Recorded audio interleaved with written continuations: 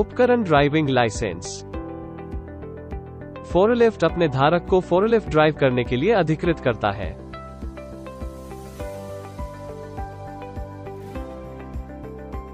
Loader bulldozer अपने धारक को लोडर और स्वचालित पिकर सहित कम उपकरण वाहनों को अधिकृत करता है।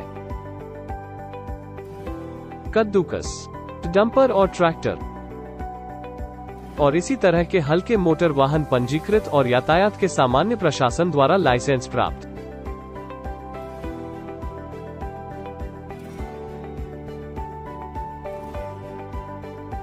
अपने धारक को ड्राइव क्रेन और कम उपकरण वाहनों के लिए अधिकृत करता है। सेवा क्रेन सहित दूरबीन क्रेन और रोशनी रखरखाव क्रेन और अन्य इसी तरह के मोटर वाहनों पंजीकृत और यातायात के सामान्य प्रशासन द्वारा लाइसेंस प्राप्त।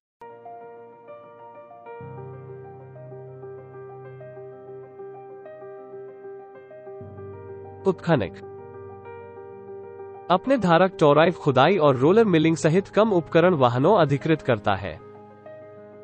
Machine bulldozer track crane launcher track किया। खुदाई के अलावा ट्रैक हल्के मोटर वाहनों या उन लोहे के टायर पर कदम जो सामान्य यातायात प्रशासन द्वारा पंजीकृत और लाइसेंस प्राप्त हो।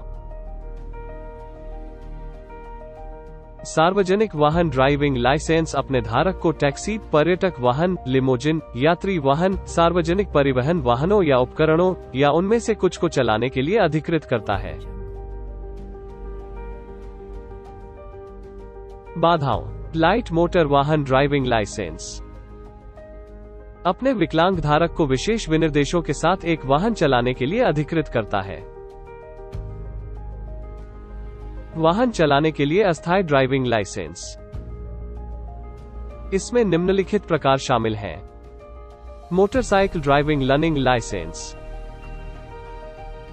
हल्के मोटर वाहन ड्राइविंग लर्निंग लाइसेंस, भारी मोटर वाहन ड्राइविंग लर्निंग लाइसेंस, मोटर वाहन और उपकरण ड्राइविंग लर्निंग लाइसेंस, विकलांगता विशेष विनिर्देशों ड्राइविंग लर्निंग लाइसेंस वाहनों। ड्राइविंग लाइसेंस धारी दायित्वों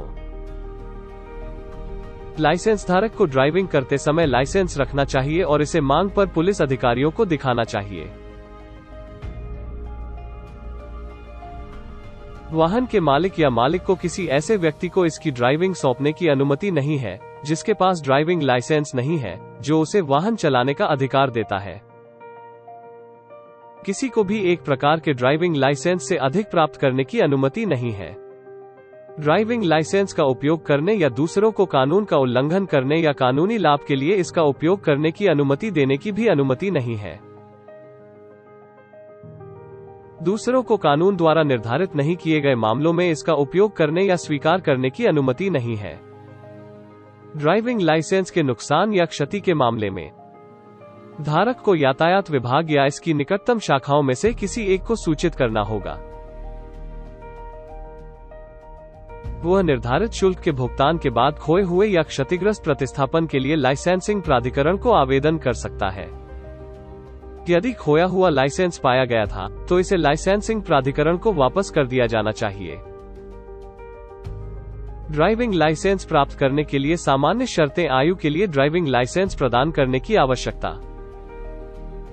मोटरसाइकिल वाहन हल्का या विकलांगता आवेदक को 18 वर्ष की आयु प्राप्त की जानी चाहिए।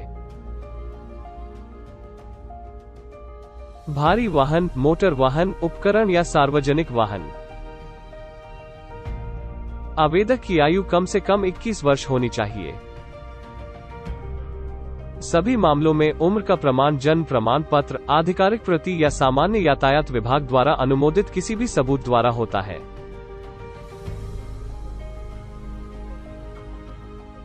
किसी भी प्रकार के ड्राइविंग लाइसेंस प्रदान करने के लिए चिकित्सा स्वास्थ्य आवेदक की चिकित्सा फिटनेस, दृष्टि और शरीर की स्वस्थता द्वारा साबित किया जाना चाहिए। दृष्टि की स्वस्थता एक जमीनी दृष्टि शक्ति और रंगों के विघटन द्वारा निर्धारित की जाती है।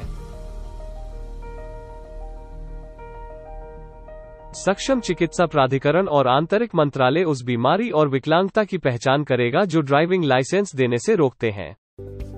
यह आवेदक को आवश्यक दृष्टि शक्ति प्राप्त करने के लिए चश्मे या किसी अन्य चिकित्सा साधनों का उपयोग करने के लिए भी निर्धारित करेगा, बशर्ते कि आंख की स्वस्थता हो। मैदान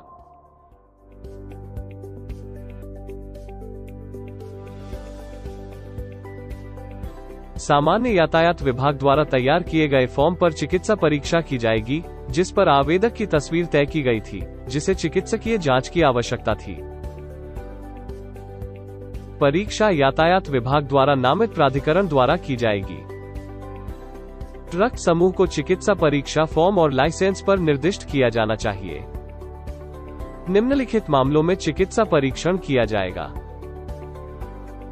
जब पहली बार किसी भी प्रकार के ड्राइविंग लाइसेंस के लिए आवेदन किया जाता है, ड्राइविंग लाइसेंस के नवीकरण के लिए यातायात विभाग के अनुरोध पर, यदि सामान्य यातायात विभाग जानता है कि लाइसेंस धारक ने चिकित्सा फिटनेस की शर्तों में से एक खो दिया है।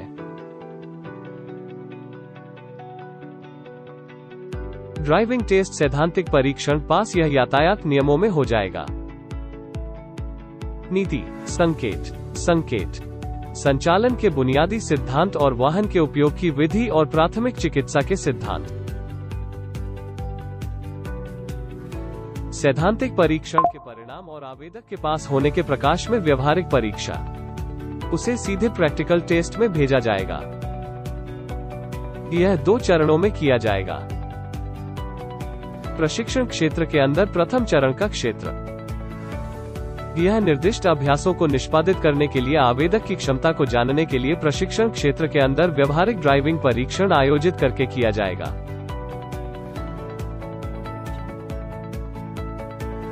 द्वितीय चरण पथ परीक्षण, आवेदक को सड़क पर व्यवहारिक रूप से परीक्षण किया जाएगा और इस परीक्षण को पास करके उसे एक पूर्ण ड्राइविंग लाइसेंस प्रदान किया जाएगा। सड़क पर निम्नलिखित प्रदर्शन करने के लिए आवेदक की क्षमता की पहचान की जाएगी। इंजन शुरू करना, वाहन को आगे और पीछे ले जाना,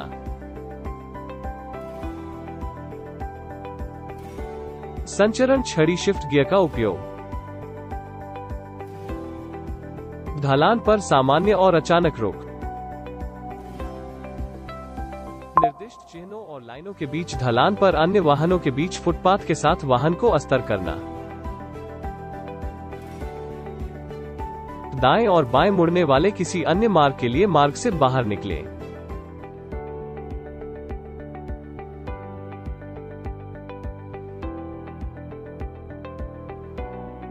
यातायात संकेतों के साथ आंदोलन स्थितियों को बदलने पर उचित समय पर आवश्यक संकेतों का उपयोग करें। चिन्ह, लाइनों और अन्य वाहन के चालक द्वारा किए गए संकेतों और ध्यान की सीमा और यातायात निर्देशों और चौराहे को पार करने के आदेशों का जवाब देते हैं। चौकों और गोल चक्कर सड़क के एक सीमित स्थान में वाहन को मोड़, वाहन रोशनी का उपयोग करने के साथ परिचित, साइड और आंतरिक दर्पण, शुल्क भुगतान, परीक्षण पास करने के बाद लाइसेंस प्राप्त करने के लिए नामित शुल्क का भुगतान किया जाना चाहिए। ड्राइविंग लाइसेंस प्राप्त करने के लिए प्रक्रियाओं के लिए कतरियों और जीसीसी नागरिकों,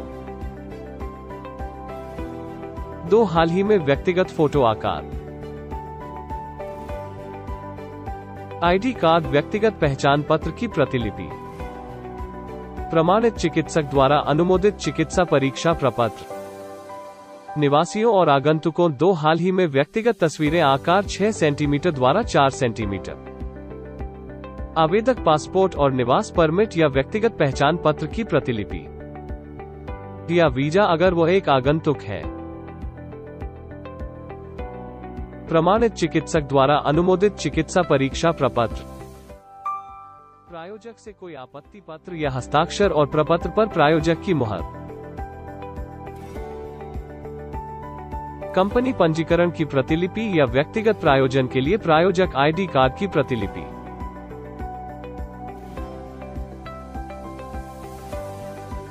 दो हाल ही में व्यक्तिगत फोटो आकार, कतरियों और जीसीसी नागरिकों के लिए व्यक्तिगत पहचान पत्र की प्रतिलिपि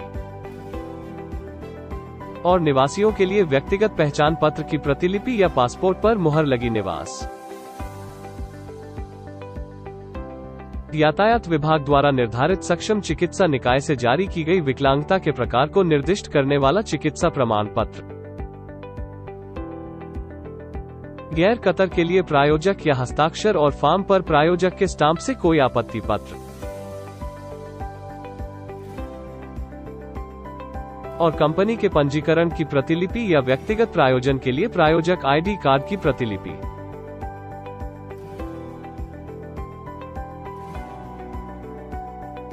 अंतर्राष्ट्रीय ड्राइविंग लाइसेंस। ड्राइविंग लाइसेंस या वैध और पकड़े गए की स्थिति एक्सपैट्स पर्यटकों द्वारा आयोजित कर रहे हैं। आगंतुकों और राहगीरों को वियना कन्वेंशन के अनुसार जारी किया गया। उनकी वैधता की अवधि के लिए, पर्यटन के उद्देश्य के लिए पूर्वाग्रह के बिना यात्रा या पारगमन। उनके धारकों को उन लाइसेंसों द्वारा लाइसेंस प्राप्त वाहनों को चलाने की अनुमति है जिन्हें केवल संचालित किया जाना है। लाइसेंस धारक कतर में होने के दौरान लाइसेंस का नवीकरण मान्य नहीं है। अंतर्राष्ट्रीय, क्षेत्रीय और द्विपक्षीय समझौतों के प्रावधान ड्राइविंग लाइसेंस पर लागू होते हैं जो अंतर्राष्ट्रीय, क्षेत्रीय या द्विपक्षीय समझौतों के प्रावधान के अधीन होते हैं जिनके लिए राज्य एक पक्ष है। यह खाड़ी अरब राज्यों के जीसीसी के निवासियों के लिए अनुमति दी जाती है। निवासियों की संपत्ति से जारी ड्राइविंग लाइसेंस के साथ बशर्ते कि वे वैध हैं।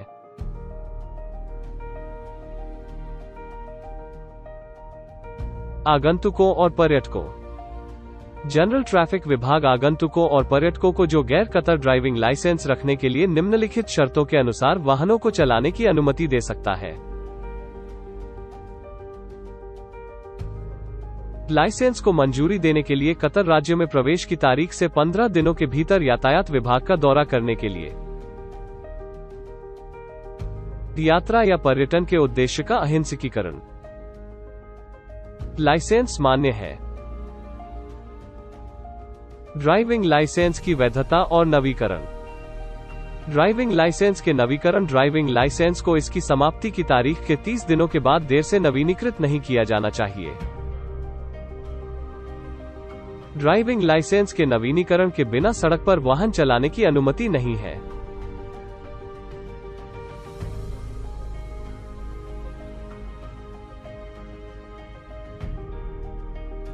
ड्राइविंग लाइसेंस की वैधता। सभी प्रकार के ड्राइविंग लाइसेंस की वैधता जारी करने की तारीख से कतरियों के लिए 10 साल है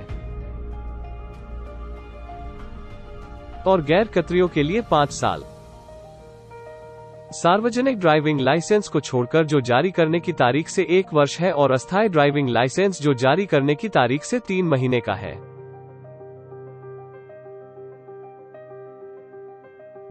नामित शुल्क के भुगतान के बाद समान अवधि के लिए नवीनीकृत।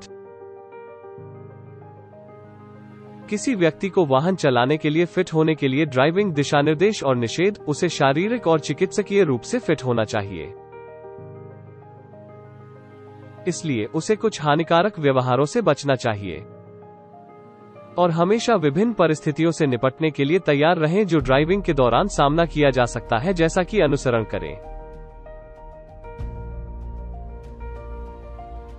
शारीरिक फिटनेस और दृष्टि शक्ति।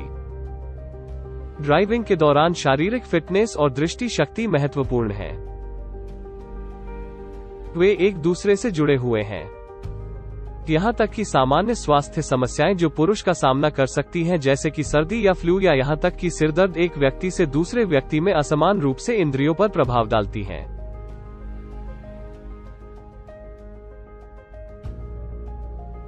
इसलिए ये समस्याएं ड्राइविंग के दौरान स्थितियों के लिए एकाग्रता और प्रतिक्रिया को कम करती हैं। यदि ड्राइवर को किसी भी समय लगता है कि वो अच्छे स्वास्थ्य में नहीं है, उसे ड्राइविंग बंद करनी होगी और किसी अन्य व्यक्ति को ड्राइव करने देना होगा, और यदि यह संभव नहीं है तो वह किसी अन्य व्यक्ति के साथ बहुत एकाग्रता और ध्यान के साथ ड्राइव करेगा और खतरे के स्थानों से बचेगा।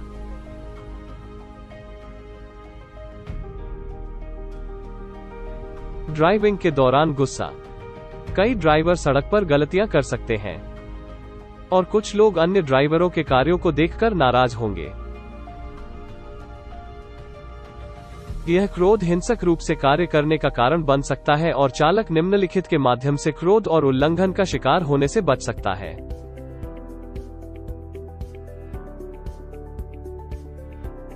ड्राइविंग के दौरान दूसरों द्वारा की गई किसी भी गलती को देखते समय उसे याद रखना होगा कि वह भी गलती कर सकता है। अपने वाहन और अन्य वाहनों के बीच एक सुरक्षित दूरी पर शांत रहें। अन्य सड़क प्रयोक्ताओं पर विचार करते हुए सहकारी रूप से ड्राइव।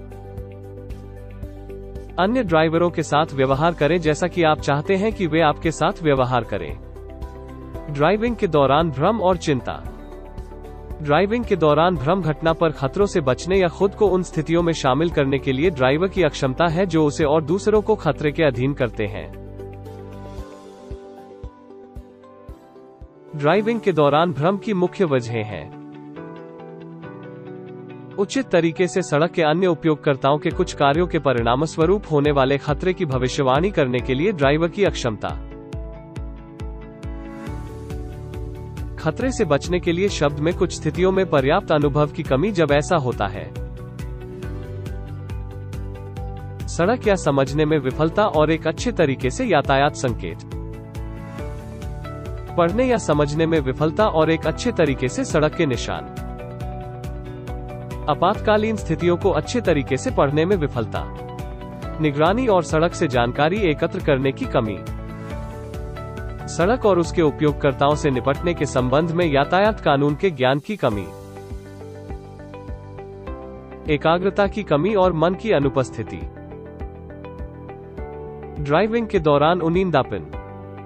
स्टीयरिंग व्हील के पीछे बैठे ड्राइवर जिनके पास पर्याप्त नींद नहीं है, वे खुद को और सड़क के अन्य निर्दोष उपयोगकर्ताओं को जोखिम में डालते हैं। टक्कर तब हो सकती है जब ड्राइवर है थके हुए और स्टीयरिंग व्हील के पीछे बैठे हुए सो जाते हैं। आराम के बिना बहुत लंबी अवधि के लिए ड्राइविंग के परिणामस्वरूप एकाग्रता खो दिया।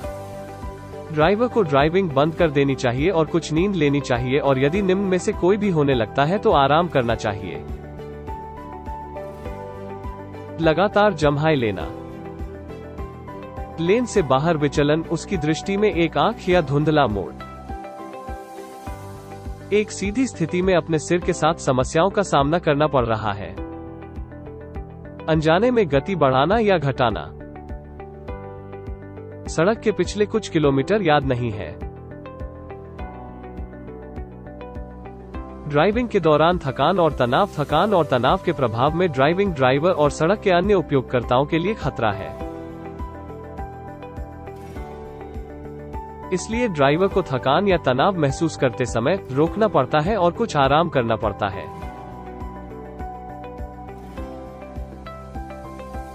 ड्राइविंग के दौरान थकान और तनाव की भावना से बचने के लिए ड्राइवरों को निम्नानुसार कार्य करना चाहिए। वाहन के साथ आगे बढ़ना शुरू करने से पहले अच्छी तरह से सो जाओ।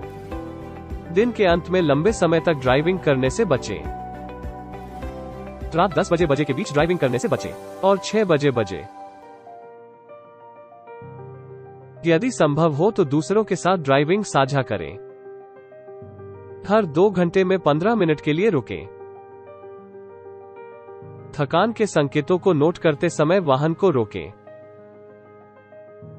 वसायुक्त खाद्य पदार्थ खाने और स्नैक्स खाने से बचें। बड़ी मात्रा में पानी पिएं क्योंकि सूखे से थकान हो सकती है। कॉफी या मीठे शीतल पेय के अत्यधिक पीने से बचें। थका हुआ महसूस करने से पहले रोकें। शराब, ड्रग्स या किसी भी अन्य साइकोट्रोपिक पदार्थों के प्रभाव में एक वाहन चलाना।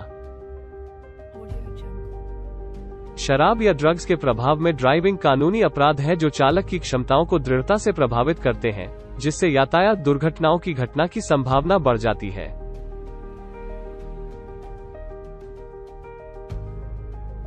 ड्राइवर को जागना चाहिए और ड्राइविंग के दौरान मेरा भाग लेना चाहिए ताकि वो जवाब दे सके और सड़क पर उसके चारों ओर क्या हो रहा है इसके खिलाफ।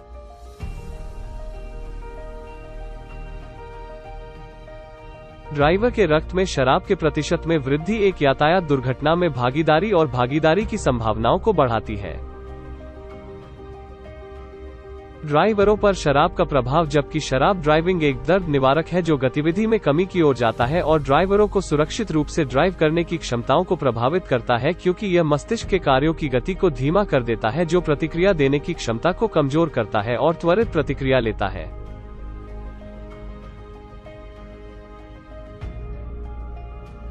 चालक के उस गति के अनुमान को प्रभावित करता है जिसके साथ वो ड्राइविंग कर रहा है और पड़ोसी वाहनों और दूरी का जो उसे उनसे अलग करता है, पैदल यात्री या सड़क पर अन्य चीजें। झूठा विश्वास देना जिससे दुर्घटनाओं की संभावना हो सकती है। जैसा कि ड्राइवर का मानना है कि ड्राइविंग में उसका कौशल वास्तविकता से बेहतर है।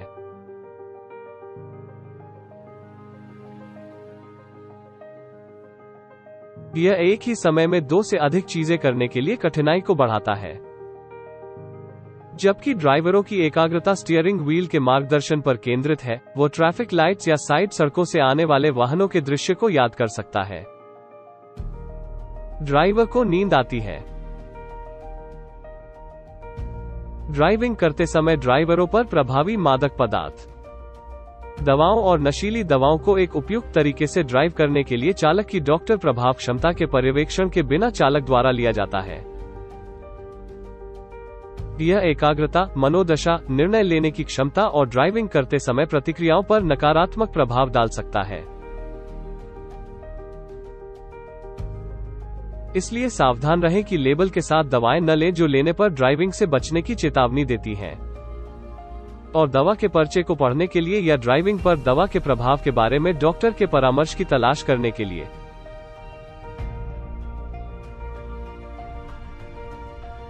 दवाएं जो ड्राइविंग के दौरान ड्राइवर पर प्रभाव डालती हैं।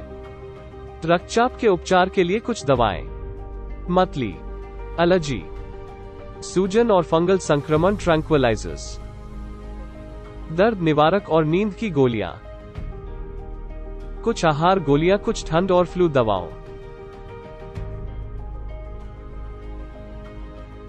शराब के प्रभाव में एक मोटर वाहन ड्राइविंग। ड्रग्स या अन्य साइकोट्रोपिक पदार्थों को एक कानूनी अपराध माना जाता है जो गंभीर कानूनी कार्रवाई करने की ओर जाता है।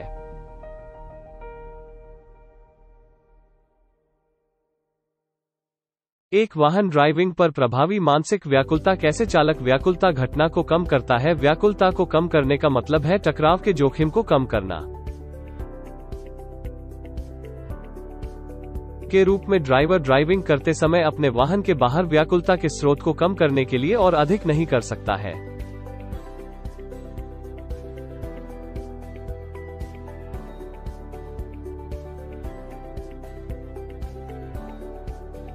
मोबाइल फोन ब्राउज करने या ड्राइविंग करते समय कॉल करने से बचें।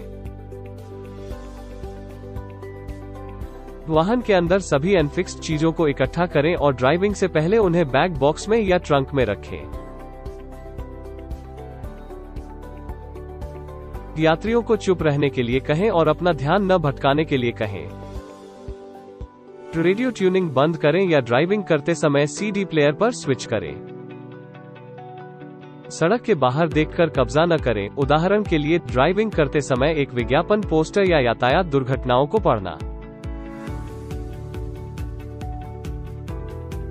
वाहन चलाते समय मोबाइल फोन का प्रभावी उपयोग करना। मोबाइल फोन ड्राइवर को व्यस्त बनाते हैं और उन्हें गलतियां करते हैं जो कयामत का कारण बनती हैं या उनकी प्रतिक्रियाओं को धीमा कर देती हैं। सामान्य गलतियां जो परिणामस्वरूप हो सकती हैं यदि मोबाइल फोन का उपयोग कर रहे हैं। मल्टीलेन सड़कों पर लेन में प्रवेश करने और बाहर निकलने या गलत तरीके से ध्यान दिए बिना विचलित करने के लिए। उदाहरण के लिए, अस्थिर ड्राइविंग, बिना किसी कारण के गति में वृद्धि या कमी। सामने वाहन के साथ ट्रैक दूरी को उपयुक्त रखने में कठिनाई का सामना करना पड़ता है। दूरी का अनुमान लगाने में गलतियों का सामना करना और चलते समय सुरक्षित अंतराल के बारे में पता होना। मोबाइल फोन के उपयोग के परिणामस्वरूप होने वाली यातायात दुर्घटनाओं से बचने के लिए ड्राइवर को निम्न का पालन करना होगा। मोबाइल फोन का उपयोग करने के लिए केवल तभी उपयोग करने के लिए उपयोग किया जाता है जब वाहन पूरी तरह से बंद हो जाता है। ड्राइविंग करते समय ड्राइवर के फोन पर आने वाली कॉल का जवाब देने के लिए, किसी भी यात्री से पूछने के लिए। कॉल का उत्तर देने के बजाय ध्वनि संदेश प्राप्त करने के लिए फोन स्विच करें। अपने हाथों के विषयों का उपयोग करके ड्राइविंग करते समय किसी भी तरह से मोबाइल फोन या अन्य उपकरणों का उपयोग करना, जिसे आप 500 तरीके परिभाषित करते हैं।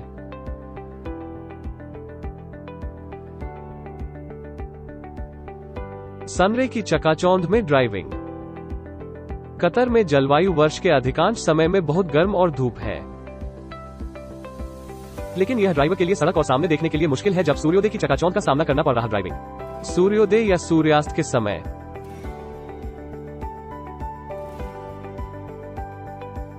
ड्राइवर को सनरे की चकाचौंध में ड्राइविंग करते समय निम्नलिखित दिशा निर्देशों का पालन करना होगा।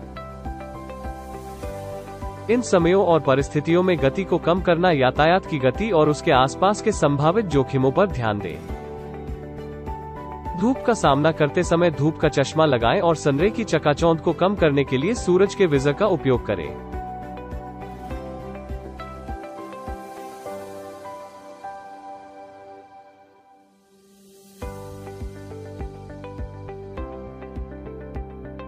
बारिश के मौसम में ड्राइविंग। बारिश सड़क की सतह को फिसलन बनाती है, विशेष रूप से बारिश की पहली बूंदों पर। अधिक वर्षा के साथ सड़क की सतह के साथ टायरों का संपर्क कम हो जाता है, जिसे सड़क की सतह फिसलन होने पर रोकने के लिए लंबी दूरी की आवश्यकता होती है। कतर यातायात पुलिस की रिपोर्ट के अनुसार टक्कर दुर्घटनाएं इसलिए होती हैं क्योंकि चालक अपनी गति या बदलते मौसम की स्थिति के अनुरूप उनके और अन्य वाहनों के बीच की दूरी को समायोजित नहीं करते हैं।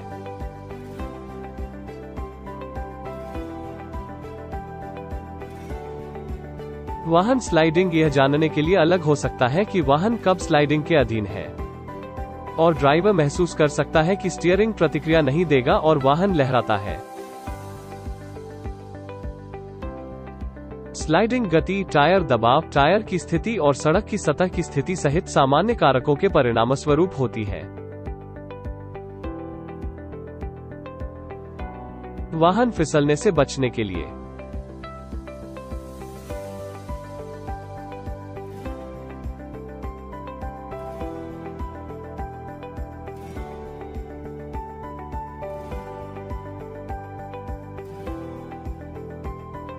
चालक को गति को 80 किलोमीटर घंटे से कम करना होगा।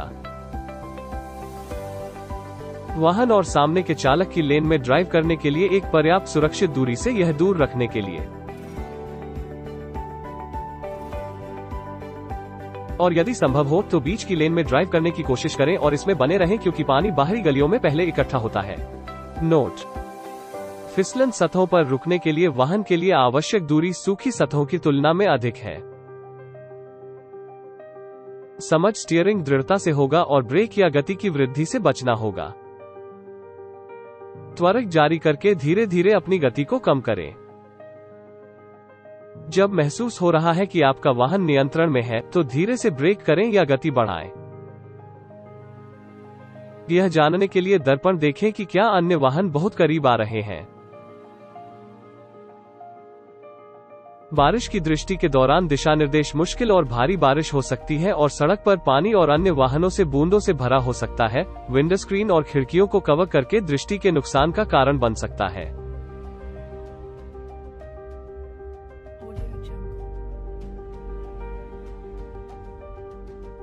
इन परिस्थितियों में ड्राइवर को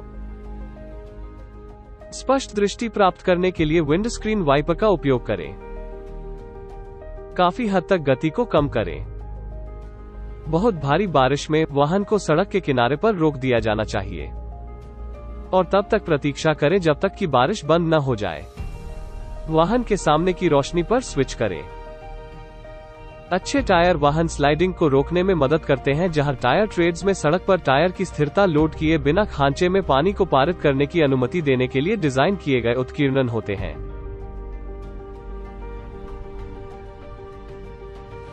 जबकि पहने हुए टायरों में कोई खांचे नहीं होते हैं, इसलिए इसके सामने पानी जमा हो जाता है।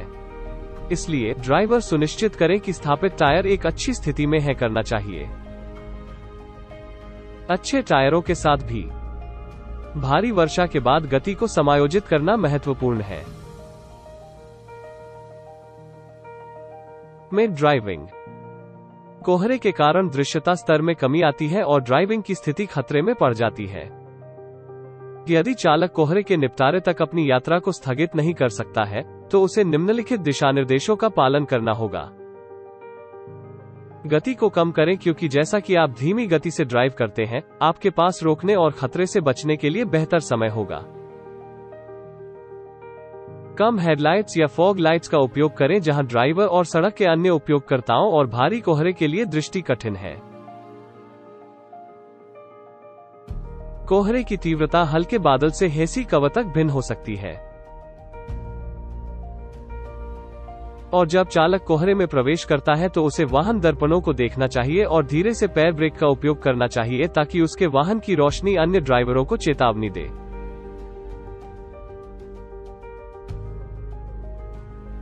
सुनिश्चित करें कि हाइलाइट गलती से नहीं जलाया जाता है, क्योंकि हाइलाइट्स कोहरे के अंदर प्रकाश को उच्च बनाते हैं और दृष्टि को कठिन बनाते हैं।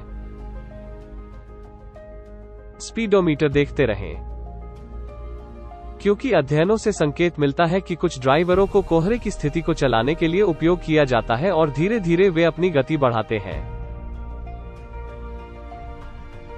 यदि चालक 12 मीटर से अधिक समय तक अपने सामने की सड़क को नहीं देख सकता है, उसे अपनी गति को 40 किलोमीटर घंटे से कम करना होगा। विंडस्क्रीन वाइपर और आर्द्रता रिमूवर का उपयोग करें। अन्य ड्राइवरों के बारे में जागरूक रहें जो अपनी हेडलाइट्स का उपयोग नहीं करते हैं। गति को लगातार कम और समायोजित करें। अपने और सामने वाले वाहन के बीच पर्याप्त दूरी बनाए रखें। ड्राइविंग करते समय गाइड के रूप में सड़क के दाहिने किनारे का उपयोग करें। अपने अस्तित्व के अन्य वाहनों को चेतावनी देने के लिए रोकने के अलावा 4 रोशनी का उपयोग न करें।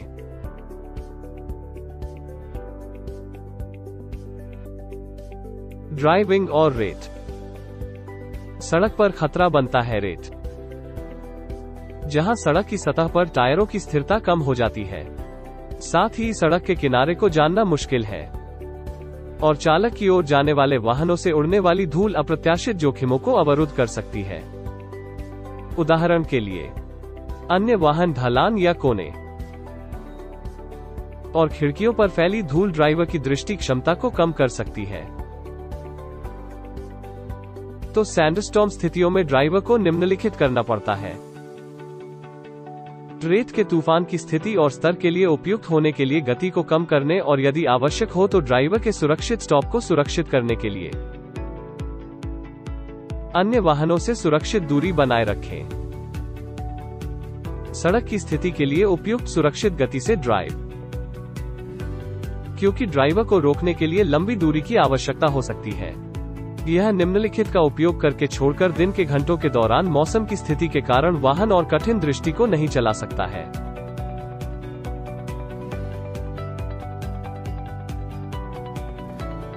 अभिसरण प्रकाश 2 पीछे की रोशनी और नंबर प्लेट सही। चमकदार दृष्टि को रोकने के लिए अभिसरण प्रकाश के लिए चमक प्रकाश स्विच करें। किसी भी लाल बत्ती वाहन के सामने दिखाई नहीं देना चाहिए। रात में ड्राइविंग। जो भी ड्राइविंग में ड्राइवर का कौशल हो सकता है, लेकिन कभी कभी ऐसी परिस्थितियां होती हैं जिन्हें अधिक प्रयास, ध्यान और जागृति की आवश्यकता होती है, जैसे रात में वाहन चलाना। तो रात में ड्राइविंग करते समय निम्नलिखित विचार करने की सिफारिश की जाती है। सुनिश्चित करें कि विंडस्क्रीन की स्वच्छता, जैसे कि यह साफ नहीं है तो यह प्रकाश के फैलाव के परिणामस्वरूप थकान का कारण बन सकता है। दूसरों से मिलते समय उच्च बीम रोशनी का उपयोग न करें। निम्नलिखित मामलों को छोड़कर शहरों के अंदर कम बीम प्रकाश और बाहरी सड़क पर उच्च बीम प्रकाश का उपयोग करना बेहतर है। यदि आपके आगे कोई वाहन है, यदि विपरीत पक्ष में एक वाहन है जब कोई अन्य चालक आपको परेशान करने का प्रयास करता है, अपनी गति को कम करने और इसे सही लेन रखें जब तक कि आप पर हावी न हो जाए। आंखों को तनाव देने वाली विरोधी दिशा से निकलने वाली चकाचौंध वाली रोशनी को देखने से बचें। वाहन चलाते समय वाहन की आंतरिक रोशनी को चालू न करें, सिवाय इसके कि यदि आवश्यक हो।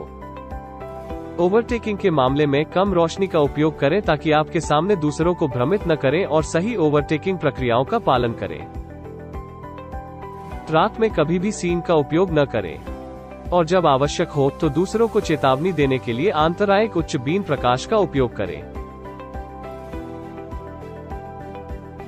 वाहन ज्ञान। मोटर वाहन की एक परिभाषा। यह कर्षण के पहिएदार या ट्रैक किए गए भूमि परिवहन का एक साधन है और स्वचालित इंजन के साथ चलता है। वाहन पार्ट्स। वाहन में निम्नलिखित मुख्य भाग होते हैं। चेसिस। यह वाहन का मूल आधार है जिस पर वाहन के पुर्जे स्थापित किए जाते हैं। निकाय। यह चालक और यात्री की सेटिंग के लिए आवंटित डिब्बा है। इंजन। यह वाहन को चलाने के लिए थर्मल ऊर्जा, छिपा हुआ और ईंधन को यांत्रिक ऊर्जा में परिवर्तित करता है। Transmission pack. क्लच या टरबाइन। यह इंजन से यांत्रिक ऊर्जा को गियरबॉक्स में जोड़ता है और डिस्कनेक्ट करता है। गियरबॉक्स। यह शुरुआती क्षणों में वृद्धि हुई है, बढ़ जाती है और गति को कम करती है। संचरण शाफ्ट। ड्राइव शाफ्ट या धुरा। वे गियरबॉक्स से पहियों तक गति संचारित करते हैं। निलंबन प्रणाली। यह सड़क से झटके को अवशोषित करती है जब वाहन असमान सतहों पर चलता है। पहियों। वे वाहन को स्थानांतरित करने और झटके को अवशोषित करने में मदद करने के लिए उपयोग किया जाता है। ब्रेक। वे वाहन को रोकने के लिए उपयोग किए जाते हैं। Steering system. वे वाहन का मार्गदर्शन करने के लिए उपयोग किए जाते हैं। सुरक्षा उपकरण। वे ड्राइवर और यात्री की सुरक्षा के लिए उपयोग किए जाते हैं। वाहन स्थिति दिनांक पैनल और इसके रीडिंग का महत्व। यह ड्राइवर के सामने एक इलेक्ट्रॉनिक पैनल है। संकेतक, मीटर और रोशनी शामिल हैं जो चालक को वाहन उपकरणों और प्रणालियों की स्थिति जानने में मदद करते हैं।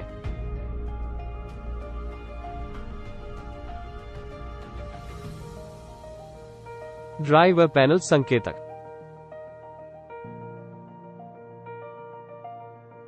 इंजन तापमान संकेतक। यह लाल निशान तक नहीं बढ़ना चाहिए। ईंधन की मात्रा और ईंधन टैंक सूचक। ईंधन की मात्रा तिमाही इंजन आरपीएम संकेतक से कम नहीं होनी चाहिए। यह 50 परिक्रमण प्रति मिनट से अधिक नहीं होना चाहिए। वाहन गति संकेतक। गति 120 किलोमीटर घंटे से अधिक नहीं होनी चाहिए। माइलेज संकेतक। आवधिक रखरखाव माइलेज पढ़ने के अनुसार किया जाना चाहिए। इंजन तेल दबाव स्तर। इंजन चालू होने के बाद इसे बंद कर देना चाहिए, नहीं तो तुरंत इंजन बंद कर दें। चार्जिंग सिस्टम चेतावनी संकेतक। इंजन चालू होने के बाद इसे बंद कर देना चाहिए, नहीं तो तुरंत इंजन बंद कर दें। ईंधन मात्रा चेतावनी संकेतक। निकटतम फिलिंग स्टेशन पर जाएं। चेतावनी सूचक। इंजन चालू होने के बाद इसे बंद कर दिया जाना चाहिए, अन्यथा ब्रेक तेल की जांच करें। हाथ ब्रेक चेतावनी सूचक। हैंडब्रेक को स्थानांतरित करने से पहले जारी किया जाना चाहिए। वाहन दरवाजे बंद करें संकेतक।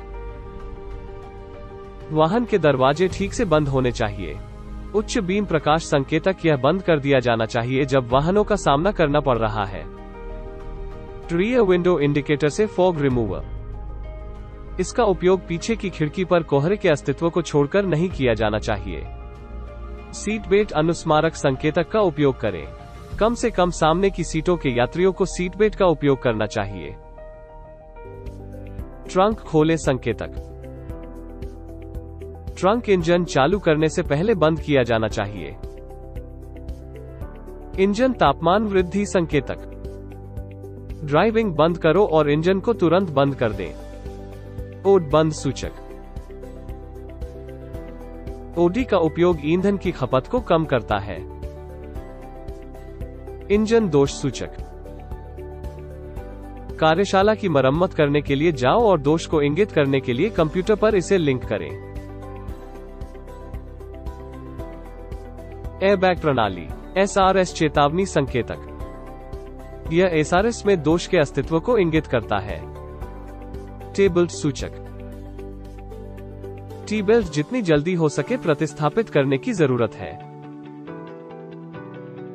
व्हील एबीएस चेतावनी संकेतक।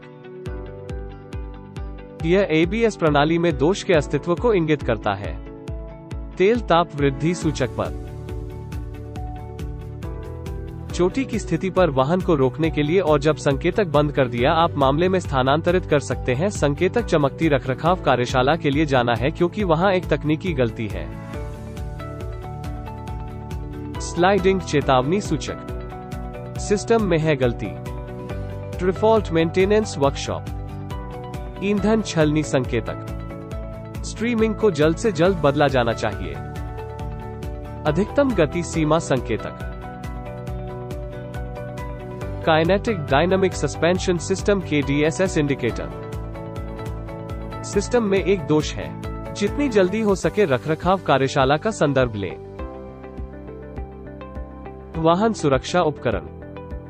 आधुनिक वाहनों में से अधिकांश उन्नत सुरक्षा प्रणालियों की अपनी सामग्री के माध्यम से यात्रियों को उच्च स्तर पर सुरक्षा प्रदान करते हैं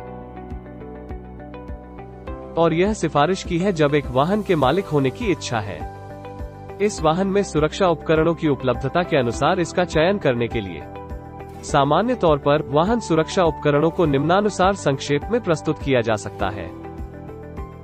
सुरक्षा बेल्ट। सभी यात्रियों को अपनी सुरक्षा के लिए सुरक्षा बेल्ट का उपयोग करना चाहिए और कतर यातायात कानून सामने की सीटों के यात्रियों को सुरक्षा बेल्ट का उपयोग करने के लिए बाध्य करता है। जबकि सीट बेल्ट और सीट के उपयोगकर्ता अनमूव्ड रखता है जब वाहन को रोकने के लिए शुरू होता है। सिर और चेहरे को टक्कर से बचाता है और वाहन के अंदर किसी भी अन्य भागों जैसे स्टीयरिंग व्हील और डैशबोर्ड। यह चोटों को लगभग 40% से 50% तक कम करता है। बेल्ट वाहन यात्रियों को एक दूसरे से टकराने से रोकती है। यह ड्राइवर को वाहन पर नियंत्रण बनाए रखने में मदद करता है। यह अतिरिक्त टक्कर या क्रमिक दुर्घटनाओं की घटना की संभावना को कम करता है। वाहन के अंदर यात्रियों ने बढ़ाई वाहन की रफ्तार और जब वाहन अचानक बंद हो जाता है यात्रियों को आगे बढ़ाने की गति रुकने से पहले वाहन की गति के समान है, जिससे उनके चलने और वाहन के अंदर एक दूसरे से टकराने का कारण बनता है और वाहन से बाहर फेंका जा सकता है। सीट बेल्ट पर पहने हुए सुरक्षा बेल्ट पहनने की विधि ड्राइवर की सुरक्षा में मदद करती है और यदि इसे ठीक से रखा जाता है। सुरक्षा बेल्ट को शरीर की हड्डी की संरचना पर रखने के लिए डिजाइन किया गया है और श्रोणी, छाती और कंधों के एक क्रॉस फ्रंट पर रखा जाना चाहिए। कंधे के दोहन को गर्दन को नहीं छूना चाहिए और श्रोणी दोहन जांघों के चारों ओर रखा जाता है। इसे तंग होने के लिए समायोजित किया जाना चाहिए क्योंकि ढीला बेल्ट अपने उपयोगकर्ता की सुरक्षा को बहुत कम कर देता है और मुड़ और इस्तेमाल नहीं किया जाना चाहिए, केवल एक यात्री को ठीक करने के लिए। हर समय वाहन में बैठने के बाद सुरक्षा बेल्ट लगाना महत्वपूर्ण है, भले ही ड्राइविंग दूरी कम हो।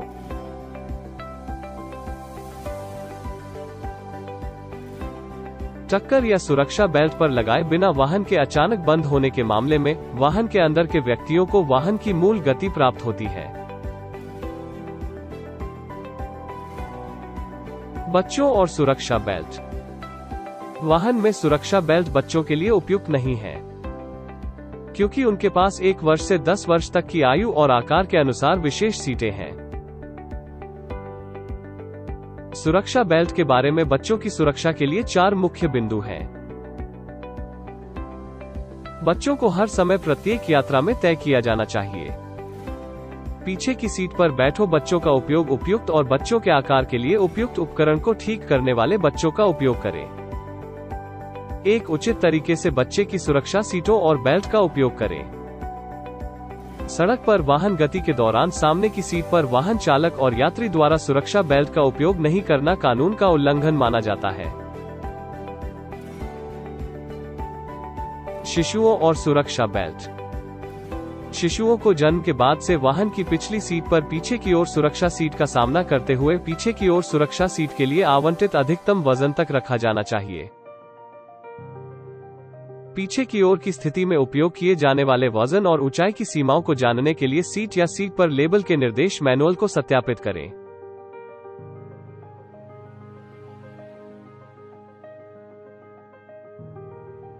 यात्री सीट के बगल में एयरबैग से टकराते समय सामने की सीट पर बैठे बच्चों को घातक चोट लग सकती है।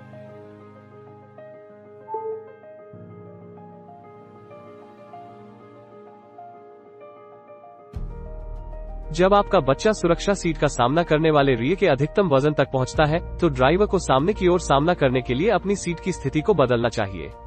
यदि आप केवल बच्चों के लिए आवंटित रियर फेसिंग सीट का उपयोग कर रहे हैं, तो आपको इसे एक नई फ्रंट फेसिंग सीट से बदलने की आवश्यकता होगी।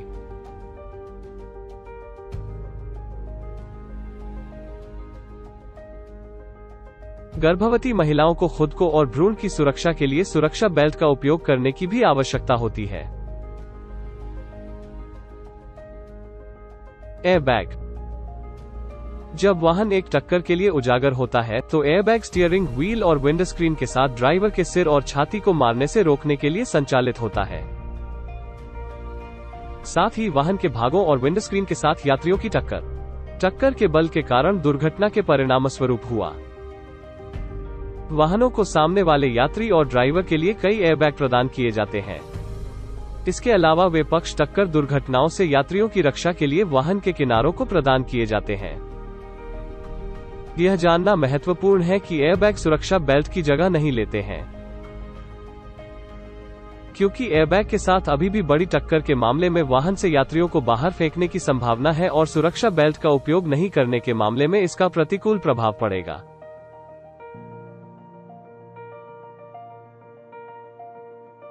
इसलिए सुरक्षा बेल्ट पर रखो। हेडरेस्ट को वाहनों में सुरक्षा का सबसे महत्वपूर्ण साधन माना जाता है, जहां यह टक्कर या ब्रेक के अचानक उपयोग के मामले में सिर की पूर्ण पीठ उछाल को रोकता है, जो गर्दन के टूटने या रीढ़ की हड्डी के ऊपर का कारण बन सकता है, जो बदले में अक्सर पक्षाघात का कारण बनता है।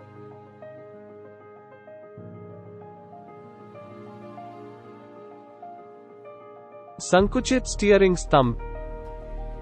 यह प्रणाली ढह गए बिंदुओं के अस्तित्व और कनेक्शन के अनुसार संचालित होती है। वाहन स्टीयरिंग कॉलम, जहां यह सदमे को अवशोषित करने और इसकी टक्कर से बचने के लिए आगे गिर जाता है। Driver body.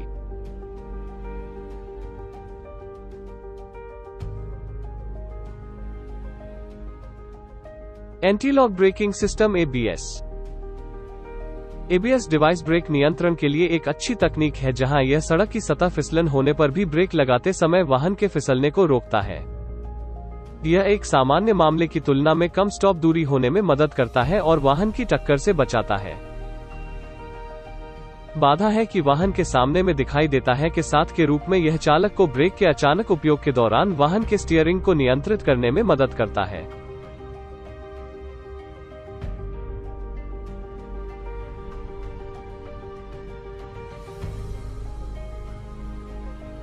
Side beam. इन बीमों को वाहन के शरीर के दरवाजों के किनारों पर रखा जाता है ताकि टकराव के खिलाफ इसके प्रतिरोध और स्थायित्व को लागू किया जा सके और बढ़ाया जा सके। एक चालक और यात्रियों को चोटों से बचाने के लिए वाहन के किनारों पर दुर्घटनाएं हुई। बेनकाब।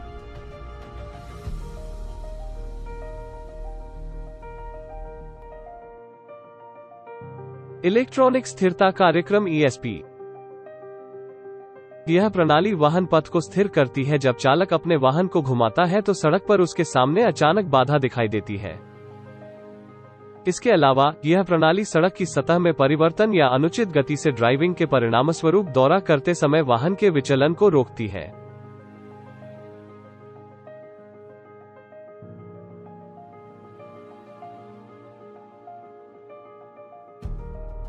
शरीर और आधुनिक वाहनों के डिजाइन। पुराने वाहनों में आम आवश्यक शक्ति प्रदान करने के लिए वाहन शरीर की कठोरता को लागू करना है, लेकिन यह अवधारणा बाद में बदल जाती है जहां कठोरता डिजाइन केवल यात्रियों की सुरक्षा प्रदान करने के लिए डिब्बे तक सीमित है। वाहन के दो सामने और पीछे के हिस्सों को इस तरह से डिजाइन किया गया है जो वाहन के बाकी हिस्सों में रहने वाले बिंदुओं के प्रदर्शन के माध्यम से टकराव बल और दुर्घटनाओं के अवशोषण को सुनिश्चित करता है। शरीर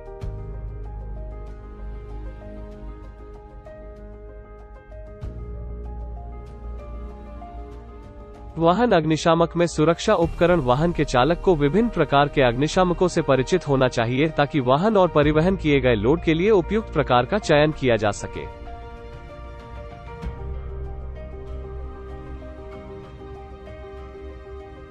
उदाहरण के लिए आग बुझाने वाले अग्निशामक का उपयोग करना खतरनाक है जिसमें ईंधन जलने को बुझाने के लिए सोडा एसिड में जोड़ा गया पानी होता है, जैसा कि यह आग के अधिक प्रसार की ओर जाता है।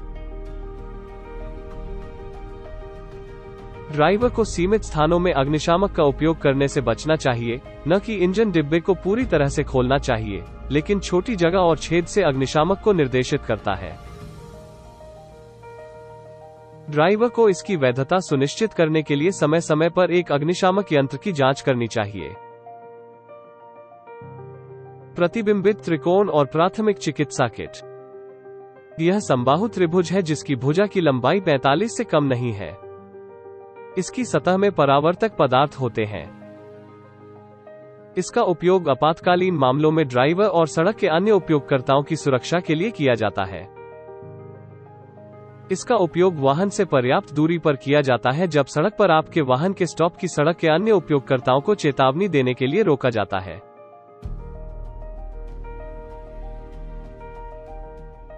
यह दूरी सड़क की गति पर निर्भर करती है। जैसे जैसे गति बढ़ती है, दूरी बढ़ती जाती है। फर्स्ट एड किट में पहले एड्स के लिए उपयोग की जाने वाली चिकित्सा आपूर्ति शामिल है।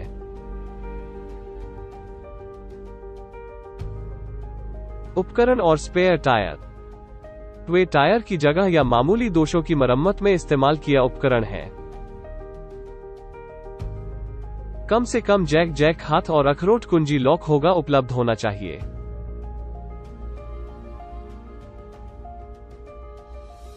सभी कारों में वाहन के पीछे या नीचे ट्रंक में एक अतिरिक्त टायर तय किया गया है।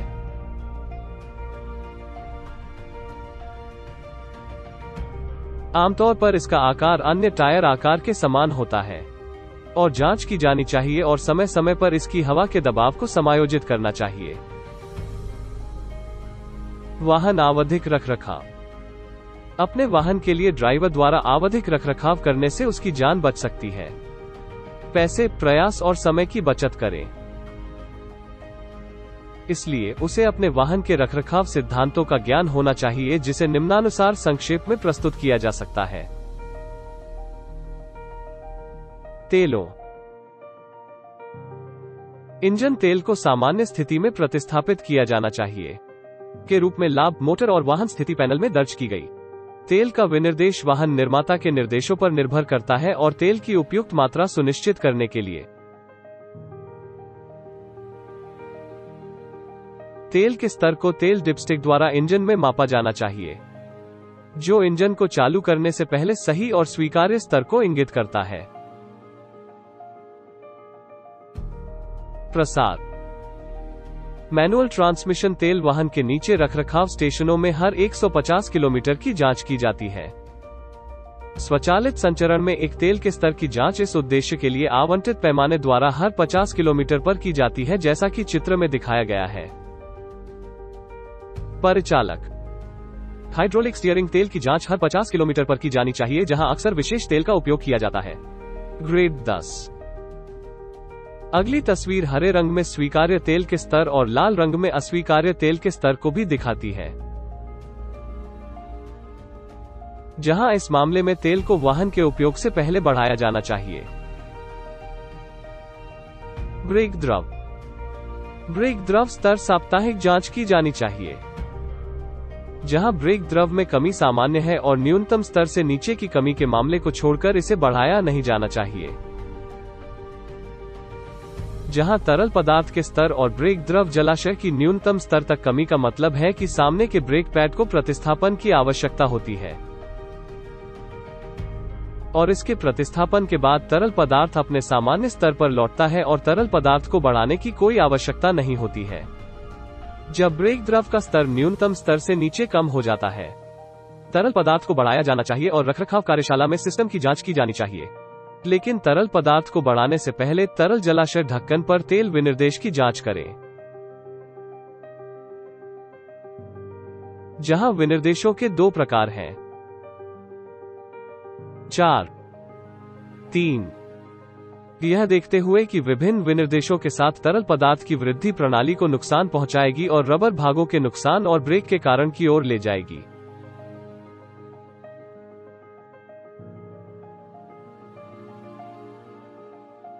वाहन में कई फिल्टर होते हैं। वे कर रहे हैं। Engineer filter. यह बदल दिया जाता है जब यह गंदा है। कुछ भी नहीं है कि समय पर एयर फिल्टर के प्रतिस्थापन ईंधन की खपत में कमी में मदद करता है और इंजन की गति बढ़ जाती है।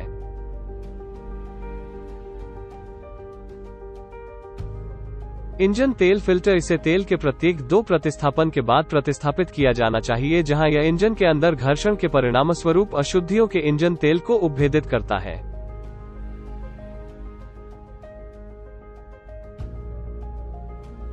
गियरबॉक्स तेल फिल्टर। यह केवल स्वचालित संचरण वाहनों में उपयोग किया जाता है और संचरण तेल के प्रत्येक प्रतिस्थापन के साथ निर्माता के निर्देशों के अनुसार प्रतिस्थापित किया जाना चाहिए। वातानुकूलित फिल्टर। इसे तब बदल दिया जाता है जब यात्रियों के डिब्बे में हवा की मात्रा कम होती है और इसका प्रवाह कम होता है।